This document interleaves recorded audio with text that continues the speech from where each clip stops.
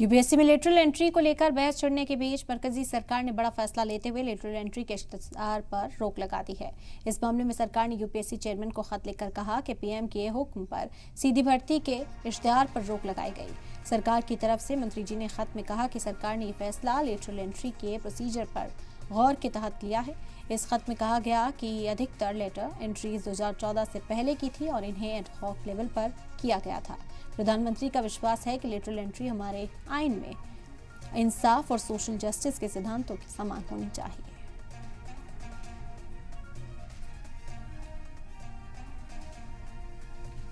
इससे पहले lateral entry को लेकर तेजस्वी यादव ने मरकजी सरकार पर हमला बोला और पीएम मोदी पर गैर-आईनी तरीके से लेटरल एंट्री के जरिए जो सेवाओं में भर्ती का इल्जाम लगाया था।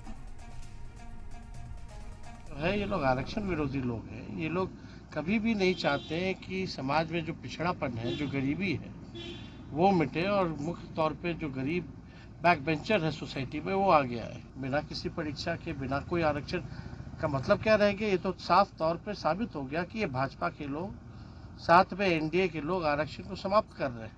ये सरकार लगातार, हम लोग कई बार जो है आवाज़ उठाए, ये लोग जो है शेड्यूल 9 में जो है ये लोग डाल नहीं रहे। बिहार का जो आरक्षण हम लोगों ने दिया था 75%, तो उस पर भी कुछ नहीं कह रहे। तो ये पूरी तरीके से नाइंसाफ़ी हो रही है और इसका हम लोग जमकर के विरोध करेंगे। किसी भी कीमत पे ये चलेगा नहीं। भारतीय जनता पार्टी इस देश में आरक्षण समाप्त करना चाहती है।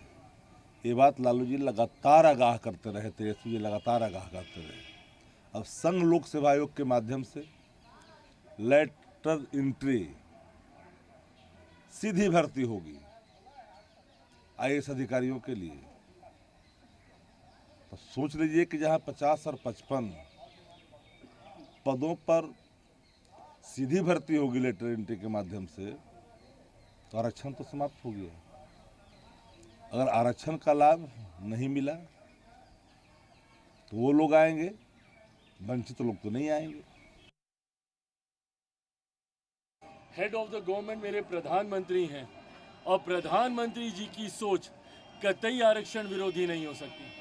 पीछे कुछ दिनों पहले जब अनुसूचित समाज में भी आरक्षण को लेकर मतभेद को पैदा करने का प्रयास किया गया था, सुप्रीम कोर्ट के द्वारा जिस तरीके से उसमें अलग अलग प्रावधान बनाए जाने की बात कही गई थी, उस पर भी मेरे प्रधानमंत्री ने स्पष्ट तौर से कहा था और ये कैबिनेट की मीटिंग में ही इस बात को कहा गया था कि आरक्षण को जिस तरीके से बाबा साहेब भीमराव अंबेडकर ने जो प्रावधान बनाए हैं, वही प्रावधान वैसे ही लागू रहेंगे। नहीं, लेटरल एंट्री के हम लोग विरोधी हैं, इसलिए कि लेटरल एंट्री के से जो आरक्षण का फॉर्मूला है और एक जो बड़ी आबादी है जिसके लिए आरक्षण का प्रावधान किया गया था, चाहे हमारे नेता ने यहाँ पर अति पिछड़ों में मुसलमानों के लिए आरक्षण दिया, हिंदुओं के साथ साथ अति पिछड़ों को भी आरक्षण देने का काम किया है। ऐसा नहीं है कि सिर्फ अति पिछड़ों में हिंदू हैं, हमारे यहाँ मुसलमान भी हैं। और जो संविधान में हमें अधिकार दिया गया है, उस अधिकार को हम तो इसके पक्षधर हैं। लेटरल एंट्री के भी हम लोग विरोधी हैं और प्राइवेट सेक्टर में भी आरक्षण होना चाहिए।